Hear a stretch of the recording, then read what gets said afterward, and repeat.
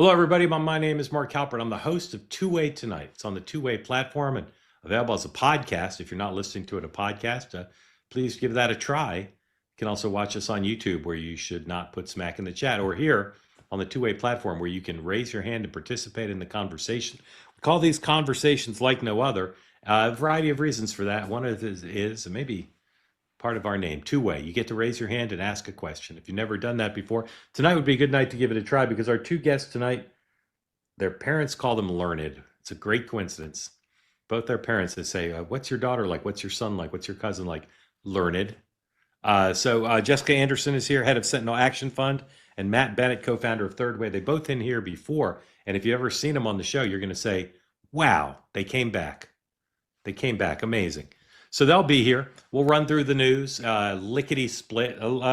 President's, contrary to my anticipation this morning that the Caroline Levitt briefing would produce news after news. There's a little bit, and we'll show you some of that.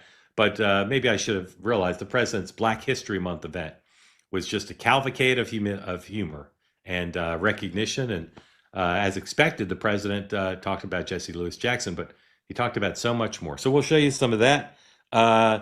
There's some Epstein news. Tucker Carlson was detained in Israel, and if you were playing Mad Libs and you said name a podcaster, a video podcaster, okay, name a country, name something that can happen to someone, you'd probably say Tucker Carlson was detained in Israel. That's right par for the course for Tucker these days. Anyway, we'll explain the circumstances under which Tucker was detained. And let's see. So one more thing I wanted to mention at the top. Oh, just more of the wacky things the president said. We'll get to all that with our guests in a moment. I'm just now besieged with information here about well, it's more about the Tucker thing. I knew as soon as I mentioned Tucker, my phone would light up. People like to say their phones blow up. I find that to be too negative. I like to say light up with a lot of texts. Anyway, we'll get to that in a moment. First, word from a sponsor or two, because I'd like to get that out of the way so our guests can do more stretching exercises. If you're looking to lose weight, here's a sponsor who wants to help you do it. The folks at TakeLean.com want to give you 20% off everything on the site. Go to TakeLean.com, promo code Two-Way. This is a doctor-developed oral supplement. It's not an injection. And it'll allow you to do key things like target weight loss in 3 powerful ways, help maintain healthy blood sugar, control appetite and cravings, help burn fat by converting it to energy. All possible with the products from TakeLean.com. 20% off. Promo code is Two-Way. This helps you avoid weight cycling. Weight cycling is so dangerous. It's antithetical to good health, where you gain a lot of weight, lose a lot of weight, back and forth, up and down. The products TakeLean.com will help you lose weight a healthy way. It leaves you able to be more healthy, a meaningful way of losing weight at a healthy pace, not a dangerous pace. Go to TakeLean.com, promo code Two-Way for 20% off. If that weren't enough, folks, after you're thinner, you're probably going to need some new clothes. And when you do, I recommend the clothes from Cozy Earth. This is the finest transition between two sponsors I've ever done. Cozy Earth, also 20% off, also with the promo code Two-Way. So you only have one promo code to memorize tonight. Cozy Earth has clothes. They make great pants. I just went to a meeting, and I was going to wear my Cozy Earth pants, but I sat on a park bench and didn't realize how wet it was. So I had to change out. And I got to the meeting, and they're people I'd never met before. Didn't know they were fans of Two-Way. They said, are those Cozy Earth pants? So I'm known for the Cozy Earth pants. I recommend them to you, but I also recommend the Bubble Cuddle blanket, the sheets, the towels, everything on the website right now available to you, 20% off. Extraordinary luxury at an affordable price. Go to CozyEarth.com. Start your new year off right. Give your home the luxury it deserves and make home the best part of your life. CozyEarth.com. Refresh your routines with comfort that makes every day feel like a new year. CozyEarth.com, promo code Two-Way. Thank you for your attention to both those matters.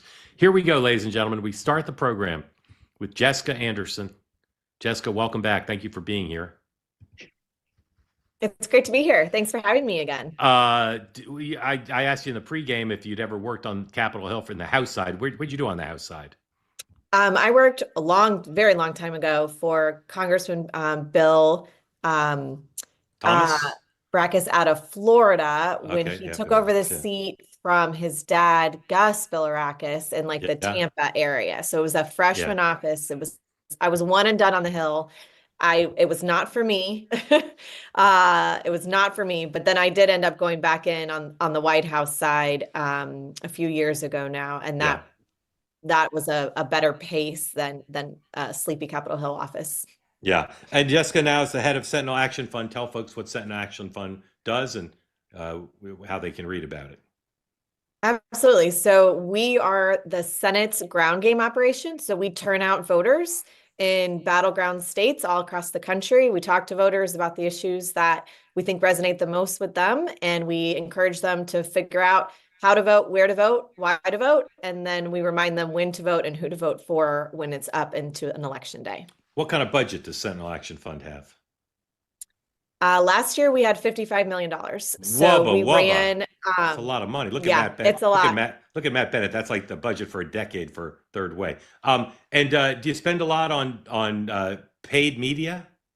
No, we actually don't do any paid media. Yeah, We think the best way to talk to voters is through a ground game at their door. yeah. So we are part of it's called a ground game. So we go door to door talking with voters, in particular the low propensity voters that Huh? don't vote consistently. They're registered to vote, but they've never actually voted or they only voted one time. Right. That's kind of our specialty. And the best way to get to them is face to face at their door.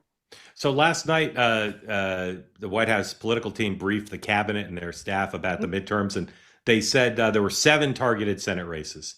That's right. One of which is going to have to be Maine. Are you going to help Susan Collins get reelected, even though she's not always voted with President Trump?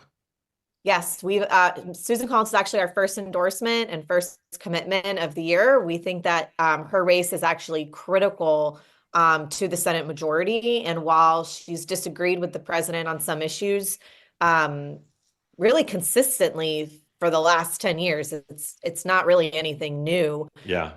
But she delivers for Maine, and we've had a series of focus groups in Maine. We know a lot of voters on the ground, and they love her. They want to see her delivering wins for the state. And that's really going to be the message for her. It's a unique state. That budget is about 4.5 million. The doors, neighborhoods are spread out. Yeah. So it's not like knocking doors in, the south of Philly or something like that we did for Dave McCormick. You kind of got to get around the state a little bit quicker. And that'll be a target state for us. It's huge for a defensive state for Republicans. Yeah. In addition to six others, a mix of defense and offensive states where we'll do the ground game Right. Do you for. get involved in primaries in Georgia and Texas? There's big Republican primaries. You get involved in those? We don't. Yeah, we don't. We have a commitment actually not to get involved in primaries, but to be there on the other side once everyone's kind of spent all of their money fighting on the primary. So Georgia's got a three-way primary on the Republican side, and then the Texas one will be decided here in the next 2 weeks, and then it'll probably go to a runoff with those three candidates. And lastly, are you a C3, a C4, a super PAC? What are you? We're a super PAC, so we can engage directly with voters to the full letter of the law. And then we have a C4 that runs in partnership to talk about the issues. And these days, all we're talking about is the economy, Mark. Yeah. Yeah. All right. We'll talk more about the midterms. Matt Bennett's here. Matt works for Third Way. His colleague was here the other day. And did you debrief your colleague about his experience when he was here? Of course, it's all we've been talking about for the last. Okay, good. Matt, the Third Way is you're a C3? Well, we're a C- C4 and a C3. And a C3, right. Okay, do a little of both. And that means people can give you money in the C3. They can deduct it from their taxes, and it's non-disclosed. C4, they can't deduct, and it is disclosed, right? C4 is not disclosed either. Also not disclosed either. Yeah. That's right. All right, I knew that. So no disclosure to donors, but do you voluntarily disclose your donors? We don't, and I'll tell you why. When we first started, we did. That was back in 2005, and Republicans that were running Congress at the time, especially in the House, had what they called the K Street Project, and they came after people that were supporting Democratic organizations. So a bunch of our donors were targeted, and we decided to stop disclosing at that point. You know what I'd recommend is your donors just wear masks. Just kidding. Yeah. Exactly. What's your annual budget? Not 55 million. No, we aspire to that, but right now we're around 29. 29. All right, that's nothing to sneeze at either. Yeah. In Democratic Party, you've got at least two primaries that are currently coming to my mind. I guess there are more, but in Iowa, somebody just dropped out. But in Maine, you got Plattner and the governor, and then in Michigan, there's a three-way primary. Does the third way have a view on who should be the nominees in those two states? We do, very much so. We really, now we can't endorse formally, but informally, I, Yeah. as an Yeah. individual, would say we really hope Janet Mills wins the primary in Maine. Graham Plattner, we think, would be much easier for Jessica to beat. And similarly in Michigan, we would be happy with either of the women running, Morrow or Stevens. We're really worried about their opponent, who's very far left. Yeah. And then there's one other primary worth noting in Iowa. There we have two really strong candidates, and we're pretty much agnostic about both of those guys. Yeah. Remind me who they are. It's Josh Turek and Zach Right. Walz. That's right. Okay. Jessica, do you do opposition research on Democratic candidates? Is that something you guys do? Yeah, sometimes. Sometimes we don't have to because, as we talk about Maine with Plattner, he kind of aired his opposition research for all to see.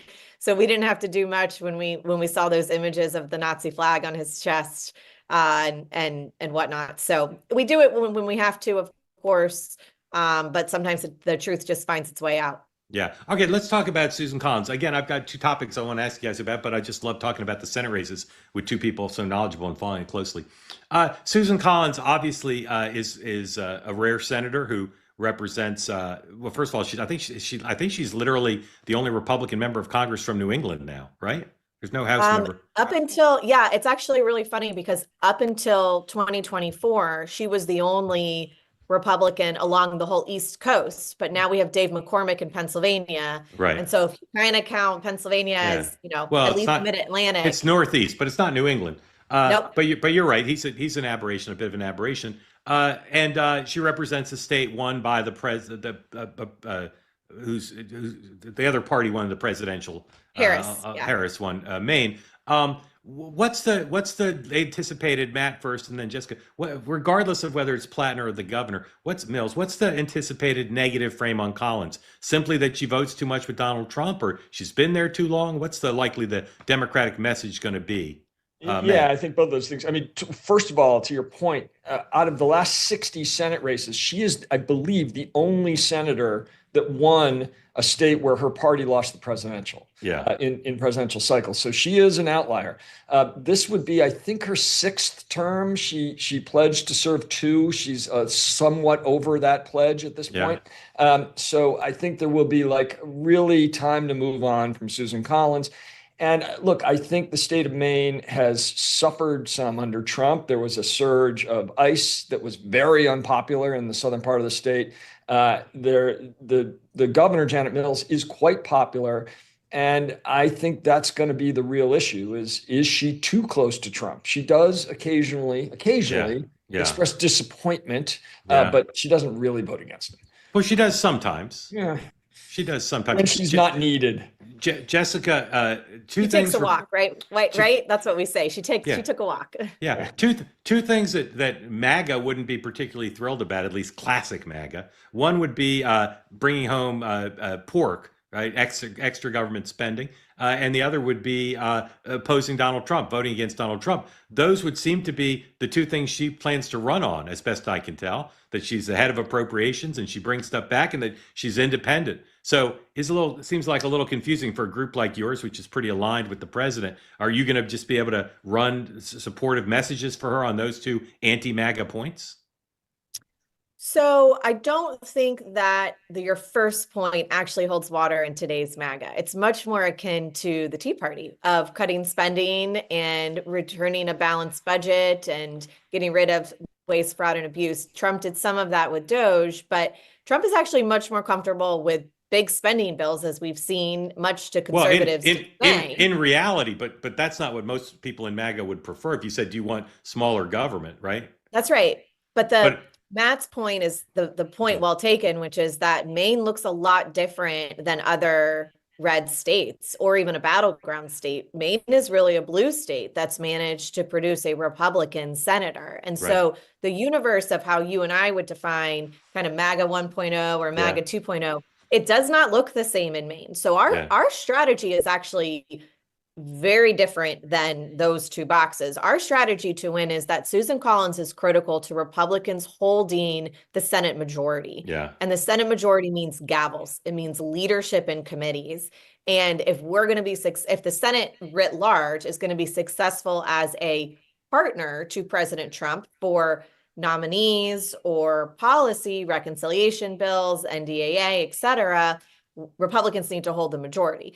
That, with the split screen of her delivering for Maine and kind of bifurcating that message for the voters that need to hear it, shows that she's a consistent fighter for what Maine is best. And honestly, we just have to contrast with Mills, in particular, the issue of energy and how she's handled at the state. It's a very parochial issue, but it's a huge deal. I mean, I don't know if any listeners of yours tonight are from Maine, but the heating oil prices and how she has governed the state on an issue like that, Collins can actually have a contrast with and talk about how this administration has opened up energy and gotten energy prices down and the price of gas down. So I think you're going to see a split screen of why she matters for the majority and then what she's delivered for the state, and really less about Trump this or Trump that, although we certainly anticipate that whether it's Mills or Plattner, that some of that is going to come up. Right. I have to say, up until recently, I thought it was silly to talk about Democrats winning control of the Senate. But it seems pretty obvious now that Texas and Alaska, I think, are silly. Maybe I'll be wrong about that. But it seems pretty obvious that there's a clear path now. Democrats hold Georgia and Michigan. Neither of those is implausible at all, though I think Mike Rogers is a very strong candidate. And then they win Maine, and they win North Carolina, and they win Ohio, and they win Iowa. Right? Yeah, you just described a really bad night for me. But so it is a really bad night for you. But all I'm saying is it's not an implausible night, even today, even before we see a blue wave cresting more. Given who the candidates are, given the voting history of those states, given the money situation, that night's not. It's not even. It no longer to me. It's even implausible, right? I mean, certainly you could lose North Carolina and Maine. There's no doubt that you could lose those. Democrats have very strong candidates. And it's an off year for the Republican Party, midterm for the Republican president. And then in Ohio, I just keep hearing the incumbent Republican senator makes Governor Beshear look like Liberace. He's a very boring guy. He's very. He's gotten better. Husted's great. Yeah, he's a nice guy, but he's running against a thoroughbred candidate who's won statewide and raising lots of money. And Matt said the Iowa race, Democrats have two strong candidates. Republican candidate, yeah, okay, but again, if it's a blue wave year, Matt, back me up here. That's just that has gone from long shot ridiculous to very easy to see. Now, there's no margin of error unless you think Alaska and Texas are in play. But winning those four and holding those two, that's right in play, right? Yes, I would say hard but doable. Still hard. Yeah. But in Iowa, and I saw in the chat somebody was very skeptical about Iowa. I would say two things. One is we have a very strong candidate for governor there, Rob Sand. He's really good, and I think he could win. And the other thing about Iowa is that the tariffs are killing the Iowa economy. They're killing it. Well, the president's going to give his farmers some big checks between now and election. Yeah, perhaps. He will. But remember, it isn't just farmers. It's the entire farm economy that the farmers are at the center of, but they're not the only ones. And so what I am seeing in the polling from Iowa is people are really, really angry about the tariffs. And I'll say one other thing. Do not completely count out Mary Peltola in Alaska. Alaska is a very idiosyncratic state. It is. But you know very what? Hard. But there's nothing wrong with Dan Sullivan. That's the thing. There's nothing wrong with Dan Sullivan. Unless people are super pissed at Trump. Yeah. They might be. They might be. Let me ask you guys one more question. I could talk about the Senate races all night, but we got to get to the news of the day, and I got to ask you my two idiosyncratic questions. But let me ask you one more. And this is something I've been on for a week, and I can't understand where I'm off, and I haven't heard anybody else talk about it. It doesn't matter to James Blair if Hakeem Jeffries is speaker by 5 votes or 20 votes. Right. Doesn't matter. So why should the Trump machine that may have $1 billion to spend, why should they spend any money on the House? Why don't they just help Jessica hold the Senate? What am I missing, Jessica? Why should they spend any dollars trying to keep the House? Let the House candidates try to win their own races, but what's the difference? If they're going to lose the House, they're going to lose the House. Well, I don't think the White House thinks that they're going to lose the House. So I think, one, when James Blair says that, he's saying, look, it's an existential crisis, whether it's 5 or 20, MAGA Inc. and the White House are going to do everything possible to keep a Republican majority in the House. And on the Senate seats, it's interesting that you bring it up of I think there's some conventional wisdom of two things, right? One, that whoever the party is in power, that the midterms go against them, right? That's been the political conventional wisdom for midterms. Two exceptions under extraordinary circumstances. Right. 9/11, which was a 9/11 election. Yeah. And I forget the other one, but I think there's only the blowback on impeachment after Clinton. Yeah, there we go. 2 times in the last, 30 years. So I definitely think the optimistic view for Republicans does break with that tradition, but we're seeing enough sides to be optimistic. And I don't think and I certainly don't want to speak for the White House on this, but I don't think they see it as a either or, House or Senate, because of when you look at the battlegrounds. In the six Senate battleground races, there are 12 House battleground districts that overlap. Yeah. And these are Michigan 7, Michigan 8. These are tough races. So to invest in the Senate is also to invest in the House, and vice versa. Those voters have to vote up and down the ballot. You pick on a state like Michigan, you also have the governor's race. You have the entire ballot. The entire ballot is on the ballot. Every office is. So I don't think the White House is in a position to choose one chamber or the other. They're going to do everything that they possibly can to break with conventional wisdom and have a successful night for Republicans on both sides, whether that's a majority by 1 or 2 in the House, and maybe the number stays the same, but the seats change. That's what I think is going to happen in the House. The seats are going to change. There's going to be a shuffling of the deck when you look at the North, when you look, especially at like some of the New York races, 1, 2, 3, and 4, how those shake out. Texas, California, all the redistricting stuff that we don't know how it's going to come together, probably for another 30, 60 days after the Supreme Court rules. All of that is in the wash. And I think that's a little bit why people are waiting to go big and invest in these races, because they are wanting to see how redistricting shakes out for the House. But the Senate's full speed ahead. We started over 30 days ago. Elections don't start, elections don't start at Labor Day anymore. You have to start early, especially for these inconsistent, low propensity voters. Let me ask you guys one more Senate question. It's really related to the Senate, and then we're going to have to move on. Although I will say, thank you both. I love this platform and I love the show. This is the best conversation I've heard about the Senate anywhere. You won't hear anything like this on cable news. You won't hear this thing at some DC panel show. These are two people who are living this, following it closely with long expertise. I'm grateful to you both. And I hope all of you are interested in the Senate. It's a big political story. And I hope you're grateful to our guests, because that was spectacular. Here's my last question about the Senate. And this is something I bring up all the time, but I don't think I've asked either of you about it. Jamie Harrison, a DNC chair, before he was DNC chair, ran against Lindsey Graham, lost by double digits, raised $130 million, most of it online. You see this cycle, Democratic Senate candidates, incumbent like John Ossoff, but also some of the people in open seats. Democrats in general, with some exceptions, can outraise Republicans in small dollar online donations like crazy. And Jessica's begging with millionaires and billionaires to write her 6 and 7 figure checks, sometimes 8 figures. But and that's one way to raise money. But the small dollars, it's grassroots, it's skin in the game, it's spectacular. And part of it is what's the Democratic thing? Not win red, blue. What's it called? Act Blue. Act Blue has been more successful at raising small dollars, and the Republicans still have 2 versions of it, and they haven't sorted it out. But it's more than that, because it's not just through Act Blue and Win Red. So Matt, you first, then Jessica. What is it? Why are people like Jamie Harrison, nice guy, wonderful man, not the best candidate of all time? $130 million online. That's more than most Republican and Democratic presidential candidates can raise. So what is it about the Democratic base or the Democratic message or whatever it is? Because it's a huge advantage in these Senate races. Jessica's begging for big checks, and all they're doing is creating a URL.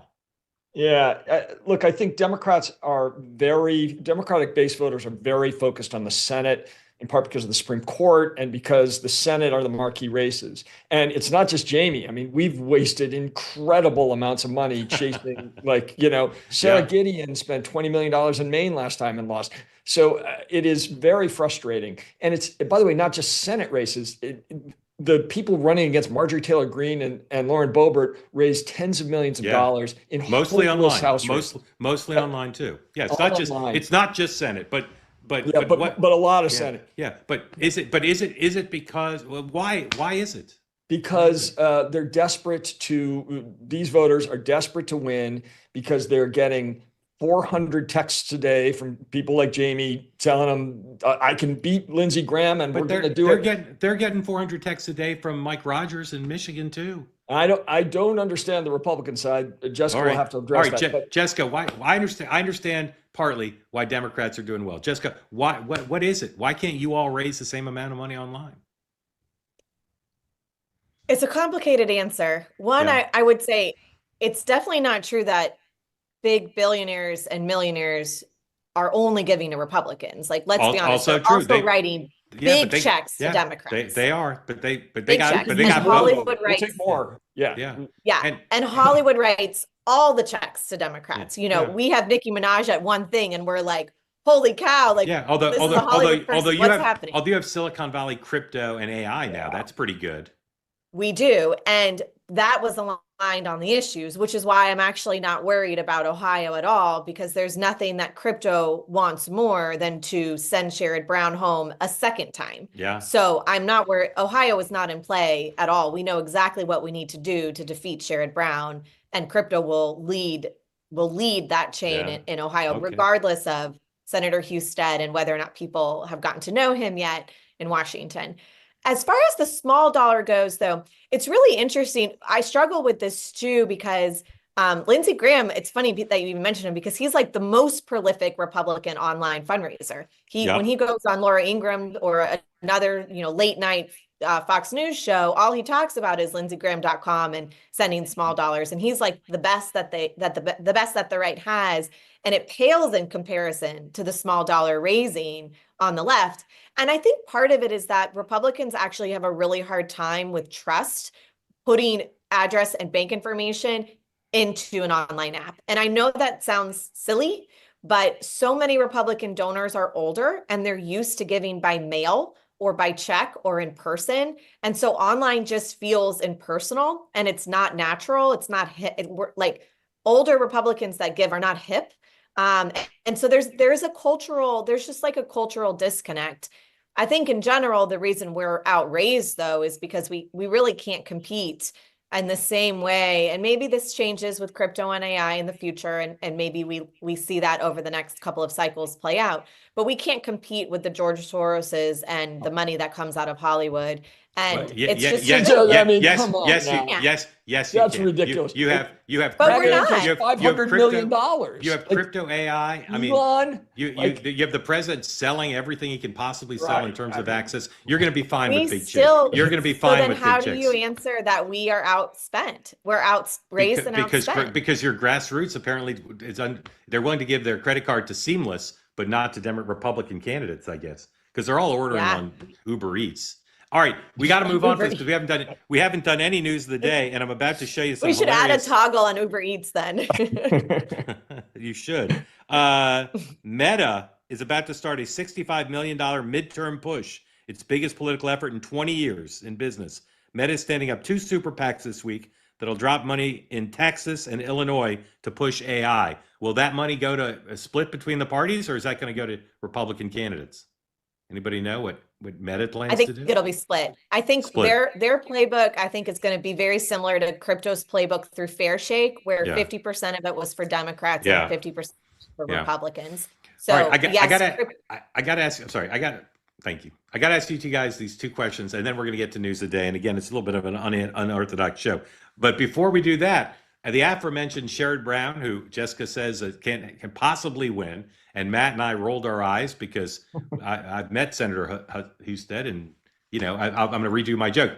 He makes Mike DeWine look like Bobby Brown. How's that?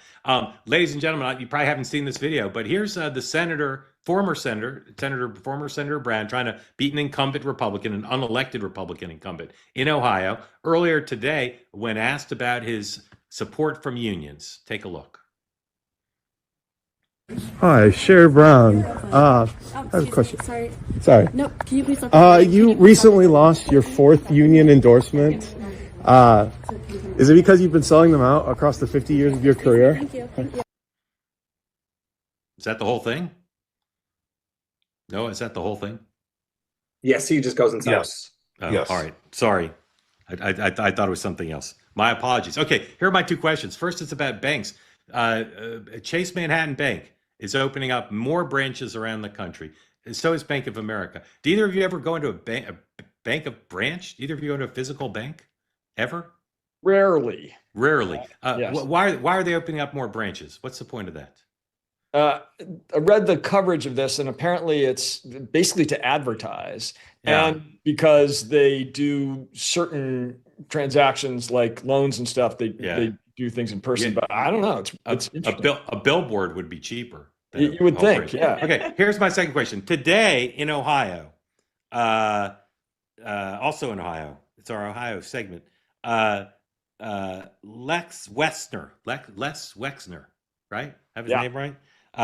Who was very close to Mr. Epstein, gave a deposition to the Democrats and Democratic members and House staff about his relationship with Epstein. He put out a statement saying he was swindled by a con man. He had nothing to do with anything illegal. He's lived a moral life. He's a grandfather and a businessman and a philanthropist. And I haven't heard any reports about what he said, but why were the House members there only Democrats? Jessica, why wouldn't Republicans go to that deposition? I don't know. It's odd to me that it was today when Congress is in recess also. So it feels like it was scheduled wrong. Comer was also out on surgery. So either someone really messed up on the scheduling. I know I did hear that all the Republican staff was there, which is not nothing, of course, but ideally you would have Comer, the chairman, and you would. They should have rescheduled it. Yeah. Maybe this was the only time he could come down, but it felt odd to me but they too. went to Ohio. I don't know. I guess maybe because he's older and didn't want to make him travel. Here's the headline from the Associated Press, number 16, please. Quote, "I was duped by world-class con man," says Les Wexner about Jeffrey Epstein. Matt, you know the Clintons well. How are you feeling about their testimony next week? And it doesn't seem resolved whether it's going to be live on video or not. Yeah, I don't know the state of the negotiations with the committee on that. Look, the last time Hillary testified, it was 11 hours of her just batting the committee Republicans around like a cat with a ball of yarn. On Benghazi. Yeah, on Benghazi. She did quite well. Both of them, they're getting older, but they're both very, very sharp. And first of all, there's basically nothing in the Epstein files that I've seen about Hillary. I do not know why she's testifying. And there is stuff in there about President Clinton, and he needs to talk about it. I think it's legitimate for him to be answering these questions, but I don't think there's going to be anything that comes out that we don't know already. And what we do know is that he flew on Epstein's plane, but he flew to, charitable events. There are answers to all the questions, but I'm sure he's not psyched about answering things about Jeffrey Epstein. There's no question. Yeah, I mean, there's answers to all the questions, including who was in the swimming pool and who was giving you a back rub. Yeah, I think those are the harder. Now they're going to come up, and I don't know. Those are the harder ones to answer. Okay, let's go to the news. Iran, number one. Wall Street Journal has a story that ran just a while ago saying that Iran is getting ready for war. Here's the Wall Street Journal. Iran is getting ready for war with the U.S., confronting its biggest threat in decades. The regime in Tehran is trying to boost its odds of survival if diplomatic talks fall through. My friend at CBS News, the great Jennifer Jacobs, tweeted this as a scoop from CBS. Top national security officials have told Trump the military is ready for potential strikes on Iran as soon as this weekend. But the timeline for any action is likely to extend beyond Saturday or Sunday. Sources say Trump has not made a final decision. Of course, State of the Union is Tuesday. So that seems like at least a complicating factor. Here is Caroline Levitt at the White House briefing today, number 3, please. Has always been very clear, though, with respect to Iran or any country around the world, diplomacy is always his first option, and Iran would be very wise to make a deal with President Trump and with this administration. He's talking to many people, of course, his national security team, first and foremost, and you know who the members of that team are. And this is something, obviously, the president takes seriously. He's always thinking about what's in the best interest of the United States of America, of our military, of the American people, and that's how he makes decisions with respect to military action of any kind. Okay, and here's Caroline also on Iran, saying what came out of the Geneva talks, which is the Iranians have asked for a couple weeks, which seems like kind of a long timetable to me, but apparently that's being granted, or maybe it's a bluff. This is number 2, please. Stand after yesterday's talks. I think you heard from the administration and the State Department yesterday that there was a little bit of progress made, but we're still very far apart on some issues. I believe the Iranians are expected to come back to us with some more detail in the next couple of weeks, and so the president will continue to watch how this plays out. Jessica, does this seem like something that's slow developing, or could the president, despite what Jennifer reported, and now that they're going to be ready, could they just strike? I think only the president knows that answer. And I think what we have seen of this administration's foreign policy moves is that a number of people that know if something is imminent it can be counted on one hand. And it is a very, very tight circle. I think what the press secretary is saying, what Caroline is saying, though, is right, which is that they are trying to get to a deal. I mean, this is the conversation we've been having with Iran for 30, 45 days now, let alone the years prior to this. But the hotness of this negotiation has been consistent week over week. Make a deal, make a deal, make a deal. So I do think the threat is real. And I think actually you saw some movement from the military in foreign parts as kind of coming to the table of saying, no, we are real. We are ready to strike. Obviously, they see what happened in Venezuela and they have their own concerns over that. But this is about Iran and an ultimate pressure campaign to have a deal. And if not, I don't think the president will think twice about doing what he thinks is best for the American people. And that's really where we are right now. Matt, all foreign policy, hawk, dove, neocon, it's all been scrambled by President Trump, but also by the Sanders wing of the party, of your party. It's all confusing. To the extent there's a consensus Democratic Party position on the use of military force in Iran right now, is there one? Who would you look to enunciate such a thing? Well, I think we have congressional leaders that are talking about this, but I do think this is very problematic for a bunch of reasons. First of all, we were told that Trump had destroyed Iran's nuclear program. I don't know what happened to that, but as you'll recall, our bombing campaign was supposed to have destroyed it, obliterated it, whatever the crazy word to use. That apparently is not the case. Second, he ran for president saying no more foreign wars. So I don't know what this is about. Third, Iran has the 5th biggest army in the world. This is not Venezuela. This is a serious undertaking. Oil is already up to $68 a barrel on the news of a possible strike.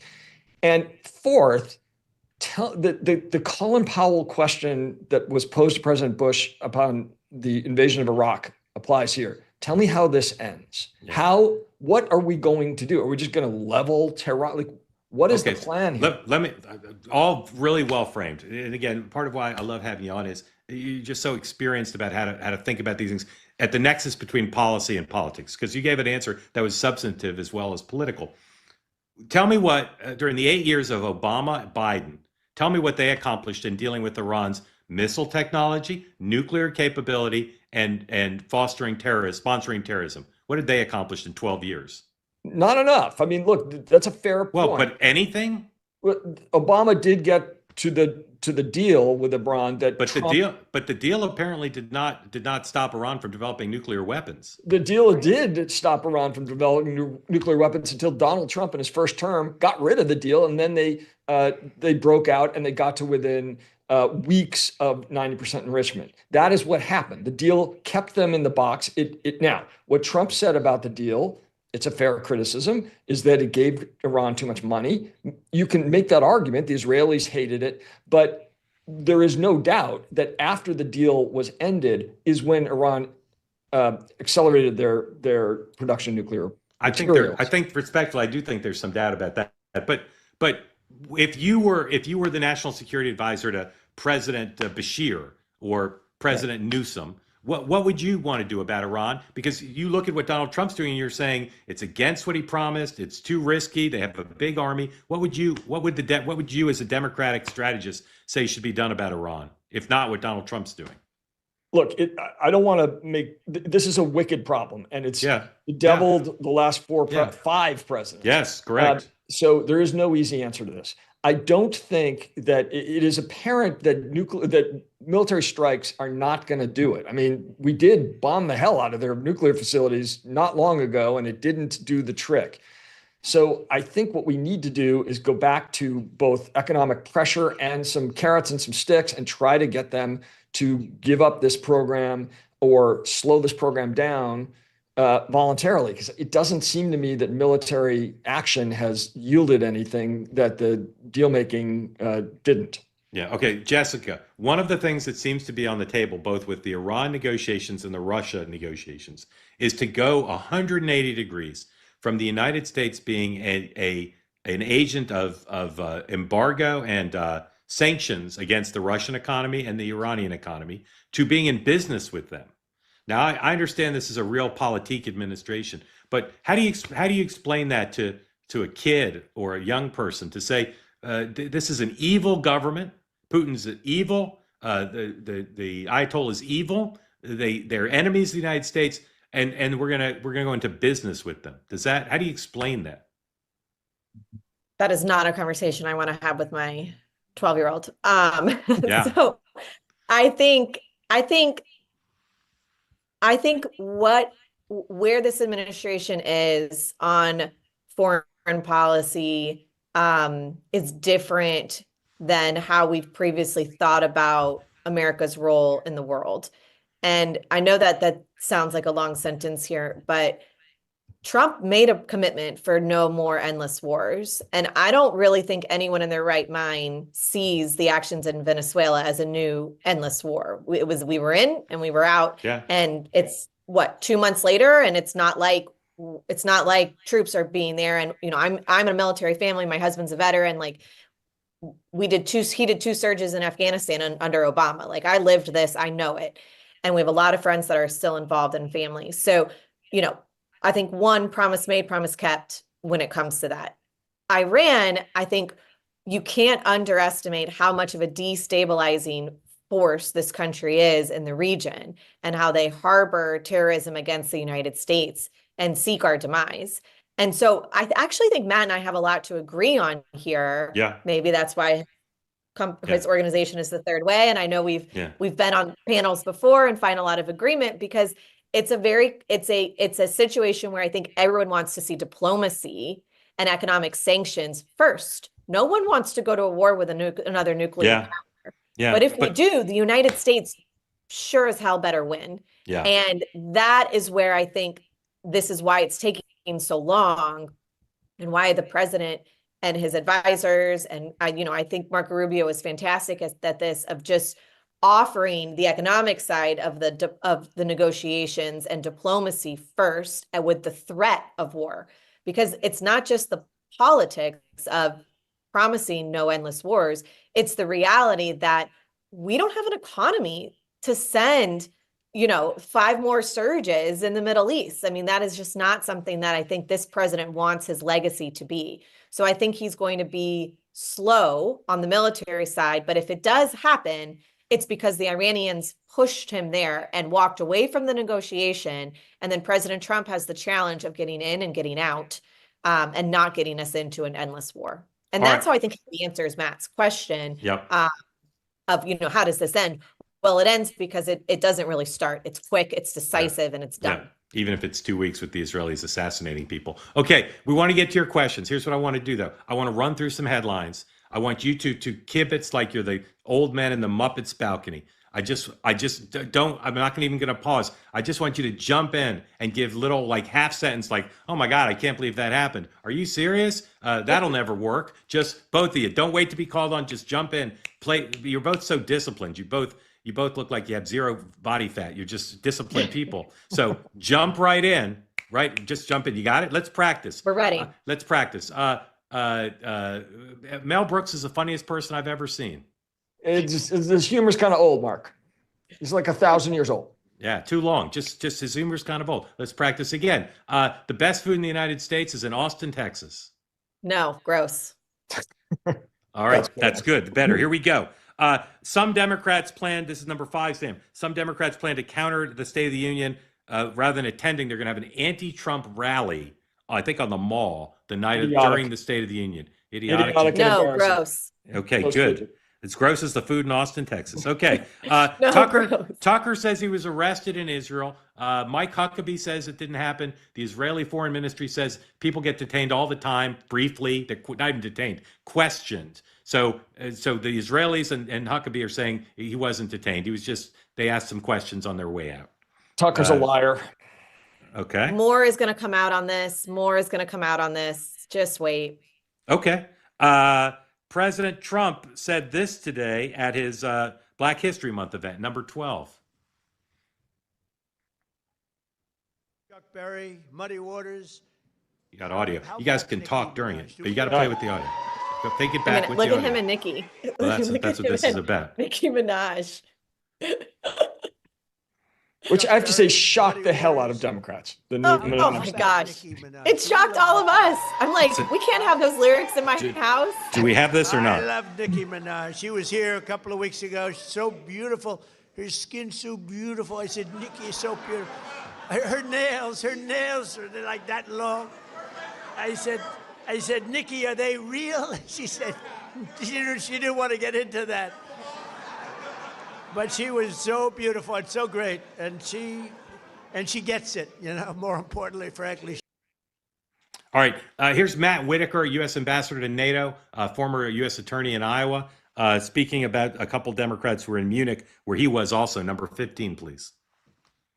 The first thing is realize that the Munich Security Conference is the Super Bowl of the sort of Euro-Atlantic relationship. Obviously, if you have political ambitions, presidential ambitions, you go there to demonstrate that you have some foreign policy chops. And on that panel that I was the third member of, those answers really fell flat, and I think it worries a lot of our allies that what happens in 2028 if one of these people is possibly the nominee. Because they weren't serious, they weren't informed answers, and both of those answers have obvious policy behind them. And what it demonstrated to me, most importantly, is how successful President Trump has been on these issues, and how he has really created a space where leadership was required. He's delivering that leadership, and the left is kind of left befuddled.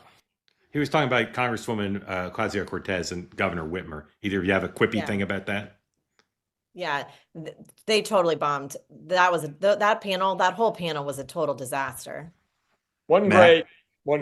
Okay. All right. A couple of sponsors, and then to your questions, please raise your hand if you want to get in on the conversation. If you want to have zero body fat, you want to eat healthy, you want to save money, you don't want to have to cook or shop or clean up. You just want to get your meals and have a good, healthy dinner. I have the solution for you for all those things, a subscription service that delivers fresh, fully cooked meals to your home. You can specify the kind of food you want, and it comes regularly, and you just pop them in the oven or the microwave for a couple minutes, eat them, portion control done for you. Very tasty, very healthy. It's called Factor Meals. Go to factormeals.com/28 tonight, 50 off for 50% off your first box and free breakfast for the entire year.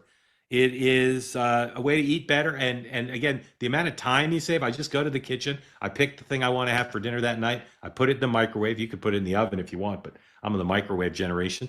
Heat it up for 2 minutes. Let it cool for a minute. Eat it. Throw the thing away. No shopping, no cooking, no cleaning up, and a delicious, healthy meal all in your house. And as I said, you can specify what you want in terms of the kind of food. No refined sugars, no sweeteners, artificial sweeteners, no seed oils. Again, 100 different rotating meals. Go to factormeals.com, use the promo code 2-way tonight, 50 off for 50% off your first box and free breakfast for a year. Thank you for your attention to this matter. One more, and then to your questions. CB Distillery will give you 40% off every product that they sell. Over 2 million people have used the products from CB Distillery. You get 100% money back guarantee. So think about it. 2 million people have used it. You get 100% money back guarantee. Try it today. cbdistillery.com, promo code VIP for 40% off. Having trouble sleeping, pain after exercise, relaxation, or premium quality products, no artificial fillers, no junk, just clean plant-based CBD that people trust and come back for. Try it if you haven't. If you're having any of those problems, maybe more than one, go to cbdistillery.com. The promo code is VIP for 40% off your entire order. It's available to you right now as a member of our community. Right now, give it a try. Again, 2 million people have tried it. Why not you? 40% off cbdistillery.com. Promo code VIP. Cameron, welcome in. Hey, welcome to Two-Way. Unmute, tell folks where you are, what's on your mind for Jessica and for Matt, and thank you for being here. Hi, guys. Can you hear me? Yes, sir. First time caller, long time viewer. Been with you before the election. Thank you, sir. Uh, I'm a little bit nervous, but what I want to talk about. Here's why you don't need to be nervous. I'm not very nice, but Jessica and Matt are, and they're pulling. Okay. They're pulling for you. So just take a deep breath, relax, conversational, all good. Okay, I wanted to talk to you about something you asked about with Yes, the Jeffrey Epstein. Uh-huh. You were asking about anyone that's had a event where they've found anybody and interrupted a event like that. A suicide, yes, sir. Yeah, inside an institution. Yes, sir. And that's happened to me before. In what capacity? In corrections. You worked I in was a correctional corrections, officer. and you walked in on someone who was trying to kill themselves? Yeah. Were they trying to hang themselves? Yes. Okay, so interesting. Do you agree with me though that it doesn't happen very often, or just not publicized? I think it's less publicized than you realize, especially if you interrupt it. All right, thank you for that. Thank you for that education. Why did the person think they would be able to do it? Presumably, you had video surveillance of them. Not inside the cell. No. One thing I really appreciate about the show is the education that you know, the people you bring on, they're so educated, and then actually the citizens of our country and the people that call in, they are so much better than what I see outside in the world. I appreciate that. On the mainstream media and everything. I appreciate that, well, and I appreciate you educating me, because I've been saying, and so far until no one contradicted me, I've literally never heard of it, which is why I'm so skeptical that Epstein somehow knew that they did have video monitors in the cell. But according to the authorities, the guards the cameras weren't working, the guards were on their phones. But you're saying it's possible that someone could think, I can get away with it even though they're being watched by the guards. Yeah, and I actually do not like the whole Epstein. I don't like that our Congress can get together and almost vote unanimously for this for the Epstein document release and what it's done. I just think almost everybody's on a political agenda, and the people that are getting released and put in this, it's a witch hunt. You've described it similar to Me Too. Yeah. But not everyone has cameras inside the cell. Typically, it's not. One time, for a short period of time, we had, I forget his name, but the Viking helmet guy that was in the Capitol. Yeah. I was in an institution that had him because I'm in Arizona. I didn't say that, but we had him. Sorry, go ahead. We had him for a while, and I mainly worked in private institutions, but I've been in federal contracts, state contracts. So I've worked all over the country. And typically, honestly, inside government institutions, they can get away with more stuff. There's less oversight. Wow. If you're comfortable saying, how long you just happened to be walking by and saw the person trying to hang themselves? Oh, okay. I've been 10 years in. This was very early in my time, and I was inside a segregation unit, which would be similar to what Epstein was in. And I was brand new. I shouldn't even have been inside there based on my experience. And I was nervous just being inside there because that's, you have so many misconceptions before you start working there. I'm thinking I'm going to get Hannibal lectured by a guy or something. Yeah. And I went by with medical, and it's called pill call. So you go through every door, and you have to give the detainees medicine, or inmates at this place. And so I did the checks there with the nurse, And typically officers don't go do an extra check. If you're required to do a check every 30 minutes, you do that. In the case of these Epstein people, they falsifying checks is something that's more common than you think. What I would see with all this conspiratorial stuff is like, if they stuff on that night was probably weird, but do they do that every night? If it's common, that's probably the mode they were in.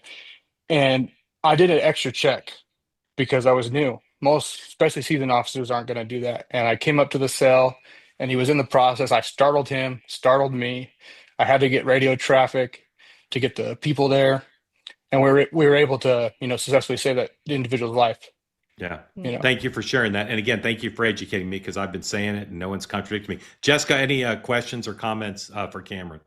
Wow, just thanks for all that you do and for sharing it, because these are the kind of stories that I just don't think people even realize how just the other side of law enforcement. And so I know that can't be easy for you or for your family. So thanks for sharing that. And I think on the Epstein comments, it's kind of wild how politicized this has become. And I'm actually really interested to see how the Clinton testimonies go next week, because it's surprising to me that they even agreed to do it. I just am shocked that they didn't just ignore it. And when they go in there, like, do they bring new light? Do they talk about how Epstein died? Do they talk about the personal side of him? Do they shed light on the victims? Like what? Like, I just don't know. I'm very curious what the narrative is going to be on the human side of it all. And I think it's important in situations like this that we don't forget that piece. Thank you for that. Well said, Jessica. Matt. I would just thank you again for sharing that with us. I think it illustrates well how in politics, people opine all the time about things they know nothing about. So there's all kinds of people in politics talking about what happens inside jails. They've never been inside a jail. I've never been inside a jail. And they're talking about things that you are an expert in and we are not. And that is all too common. Cameron, do you have a view about whether Epstein killed himself based on what you've read? To be honest, I haven't looked at a lot of what has been released, because I think a lot of it goes to conspiratorial stuff that I'm just very skeptical of. Yeah, it's really surprised me, because you're pretty skeptic on most things, and the way you've commented on how you feel about it, it made me want to bring this to you because of the information I have. But I think the most logical explanation is that he killed himself. I've had people call me in my personal life stupid for me that have never been inside a prison or an institution, and I try to tell them, and a lot of these people think somebody went in there and assassinated him. How many people you'd have to pay off or scare to cover that up? Yes, sir. Sure. Or I think the most logical, if it wasn't him, it would be a detainee or inside the institution, because sex offenders are a target. If anyone had a chance to do it, they probably would take that opportunity. Cameron, let me ask you about Maxwell, based on your knowledge of things. Does it surprise you that she was transferred to a minimum security prison, given what she was convicted of? I think it's possible. I don't know as much on that. I know the BOP has the ability to do that, and I think it's more common. But these guys, they're so high profile. When our facility got I didn't even know who the Viking helmet guy was, and they were telling me, and it was a huge deal to have that guy at our facility. He was only for 2 weeks before he got transferred back east. And I forgot this point. Like, even you used Maxine as somebody that was close to him that didn't think he was capable of doing that. Yeah. In the same episode, you also talked to her being an incredible witness because she's perjured herself. Yeah. So she's hard to believe. Yeah. And that's a common response from anyone that's dealt with anyone that's committed suicide. It's just hard to believe anyone would do that. Yeah, absolutely. Cameron, very grateful to you for coming on and for being part of 2A, and I'm glad you raised your hand, and thank you for being here. Mm-hmm. All right, thank you. Okay, have a nice great to night. Meet you. Okay, tomorrow, 9 a.m. Eastern time, the morning meeting with, I know Hogan Gidley's here. I think Haima Moore. I think that's who's on tomorrow. Hogan and Haima. Melissa. Sorry, Melissa DeRosa and Hogan Gidley will join me tomorrow at 9 a.m. Eastern time. On Next Up, my reported monologue is going to be on how you should be using AI in your life.